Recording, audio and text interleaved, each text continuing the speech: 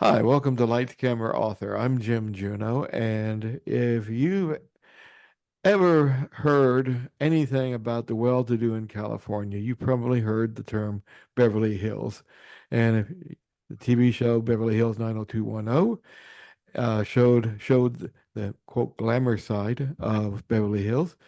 But Scott Hoover, I hope I pronounced that right, That's correct. Scott Hoover, has a new book out which shows basically the darker side of Beverly Hills. The book is called Beverly Hills Noir, and he joins us now. Welcome, Scott. Hi, thanks for having me. Not a problem at all. Now, for those of you who have got this book or intend to get it, I urge you to because you get to see some of the biggest names in classic Hollywood have their dirty laundry exposed. And Scott, let me ask you, how long did I read this right? That you spent 30 years researching this book. Yeah, over time, it really has been a hobby. I started, my journalism career at a newspaper in Beverly Hills, and so some of the stories that are in there I was reporting on as they happened.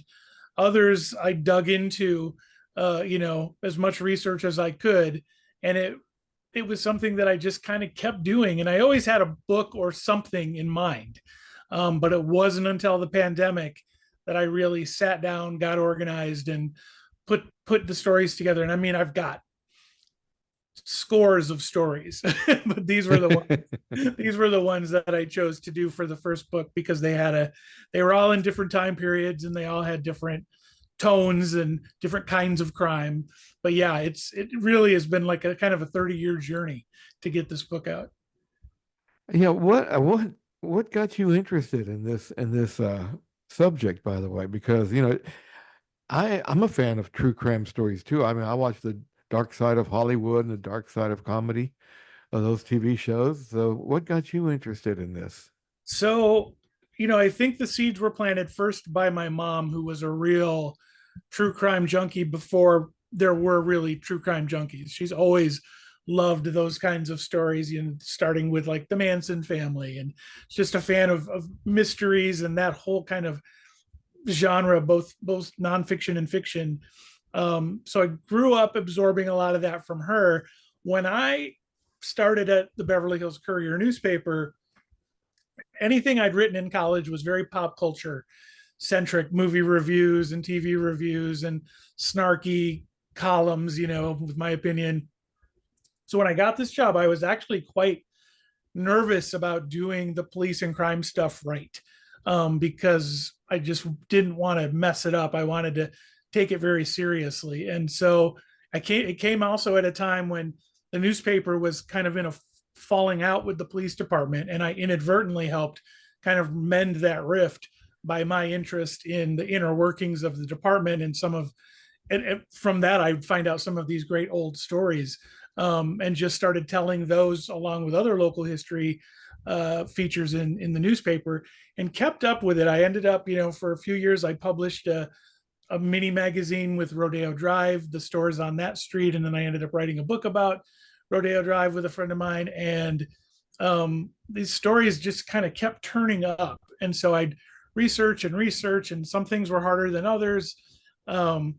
And I just became just captivated. And then as I entered being an entertainment journalist proper, like I have been for the last 20 years, the bleed over is still very, very common for me. And I just got a much more bird's eye view of the industry and the history of Hollywood to kind of make the perfect Venn diagram to write this book. Well, now you said the newspaper had a falling out with the police. So when the police and you decided to investigate some of these old cases, and the police saw you coming, were they like, we don't know, we want to talk to this guy? Yeah, they were very guarded. Beverly Hills Police Department is guarded in general because there's such a high interest in the city and the things that happen there. And especially at that time, it was, right after, just a few years after the Menendez brothers and Heidi Fleiss. So, and, OJ Simpson was in full tilt at that point. So there was, there always been kind of a little walled off and very cautious in their dealings with the press.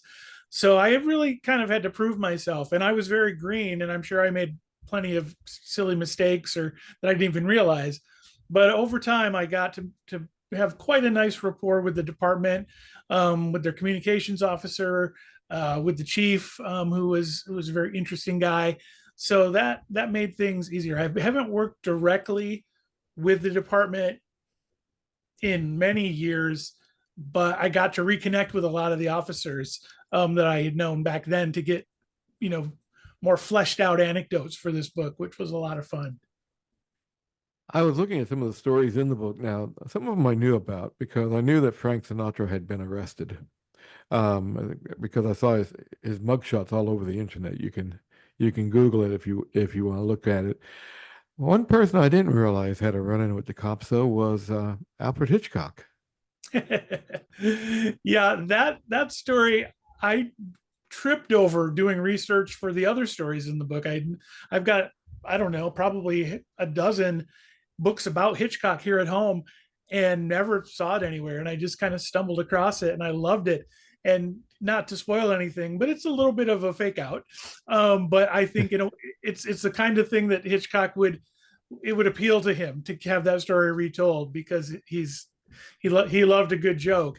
And it was such a great metaphor for what happens when you get in trouble in Beverly Hills. You know, when the police come knocking on your door, or in this case, in the middle of a press conference in the Brown Derby restaurant, you know, you panic and you say, what are they here for? What do they think they have on me? Or worse, how did they find out what I did? And that's the essence of Beverly Hills Noir to me. Is it's like I kind of have been when I've been talking about the book lately, I kind of hit upon this little catchphrase that I've been using, which is when you have everything to lose. And I think that's pretty indicative of all of these stories. If you're a, you know, criminal, victim, innocent bystander, you're at the top of the world when you're in Beverly Hills most of the time. And when everything can be taken away from you in a heartbeat. And Hitchcock, if I recall correctly, he had a fear of the police, didn't he? Yeah, he had a big, you know, he would often tell a story about being sent to the police station as a young boy, as punishment, and them locking him up in a cell for a while. His father had sent him down there to teach him a lesson, and that, you know, instilled a fear in him that found later expression in his work. Things like The Wrong Man are really, you know, a great personification of that. But even the real fantasy flights like North by Northwest has that same kind of core. What did I do wrong? Why is everybody out to get me? Why are the authorities chasing me? And so this was a real play on that. And at the time, he tipped his hat that North by Northwest was something he was trying to figure out as a film.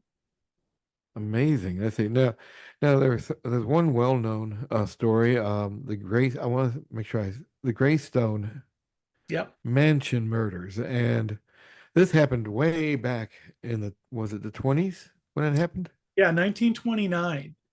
And Okay. to the best of my ability, it appears to be the first murder, and in this case, murder suicide, that ever took place in Beverly Hills. There was a couple other things that were more like body dumps. That the crime was not committed there, but the bodies were found in Beverly Hills. But this was the first thing to happen. And then, of course, being in Beverly Hills, it happens in the most extravagant, expensive mansion in the city. I remember reading that the guy said it would be well.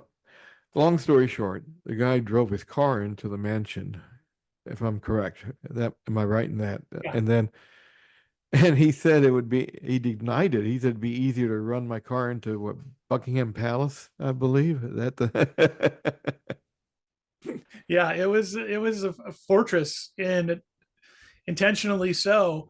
And Les White, who was the investigator for the LA District Attorney's Office, who conducted sort of all the forensic, you know, evidence collecting and taking photographs, and he did that in lieu of Beverly Hills Police doing it because they had such a small force and were not very advanced at that moment, though they quickly became a pretty impressive group. And Les was an interesting guy because he had a way with words. He actually ultimately became a very prominent pulp writer.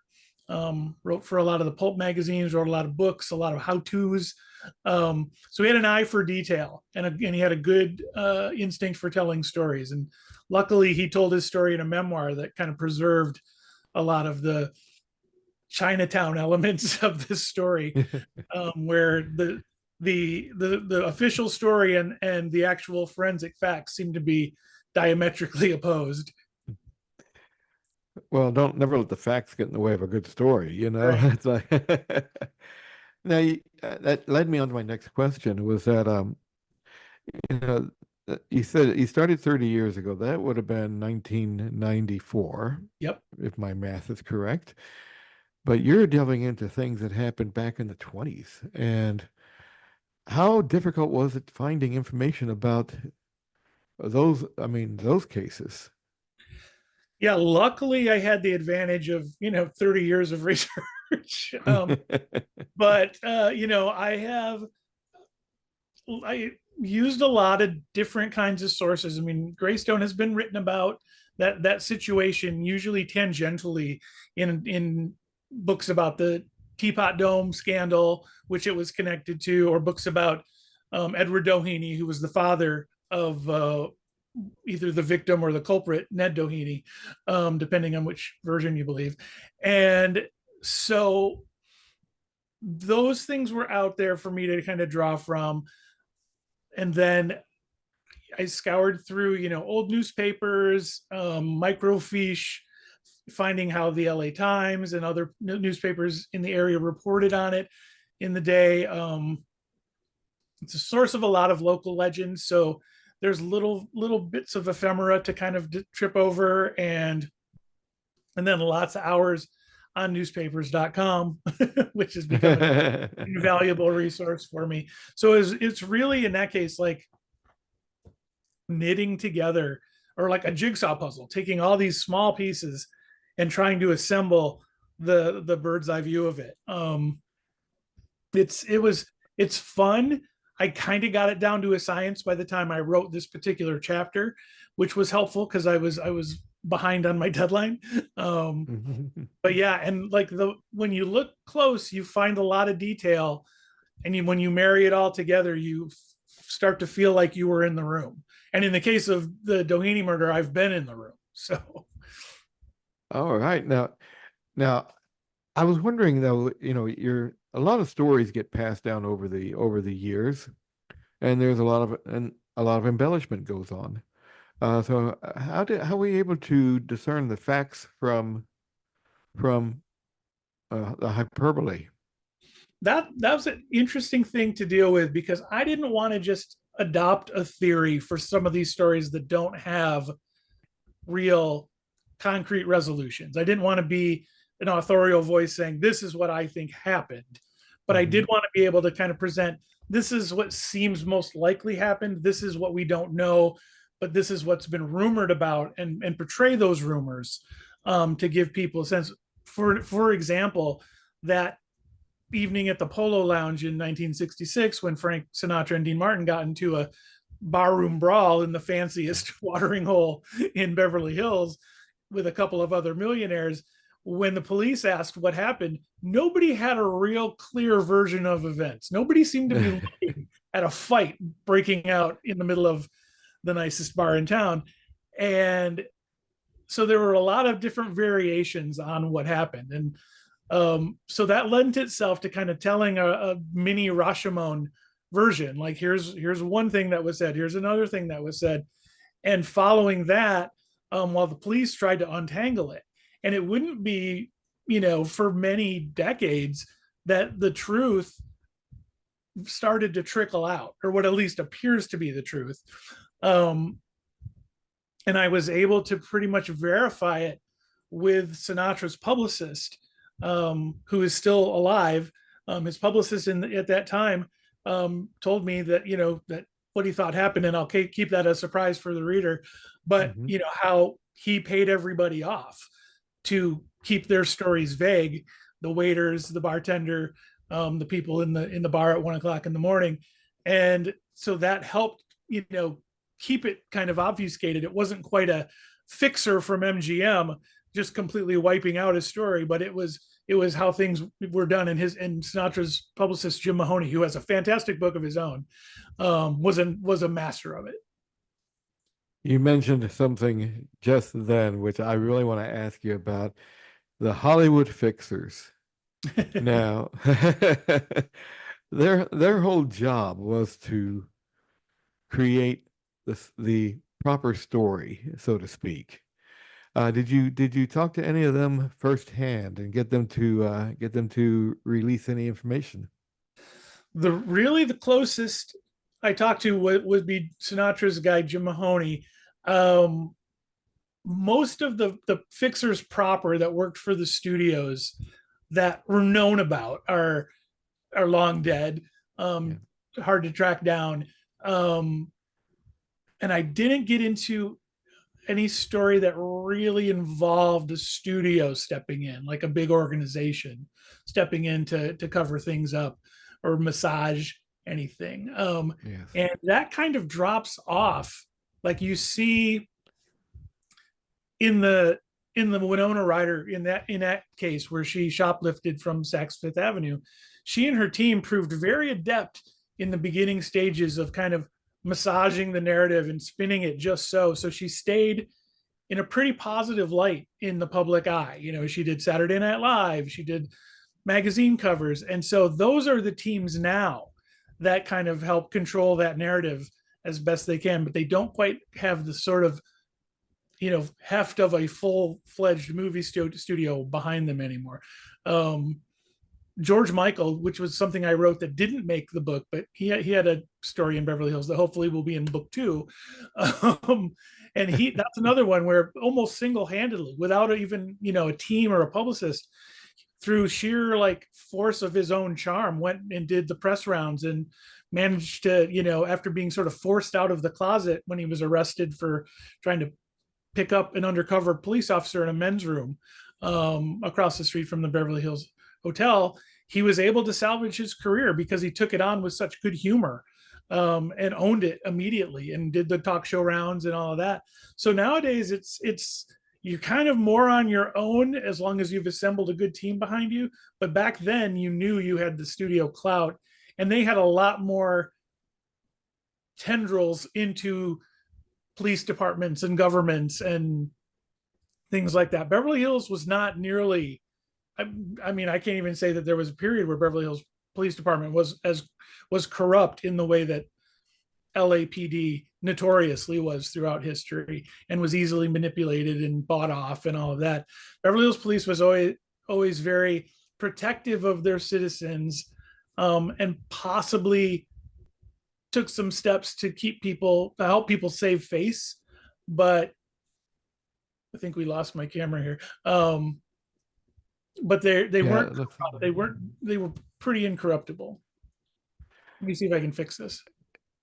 Yeah, I was. I think there you go. There you are.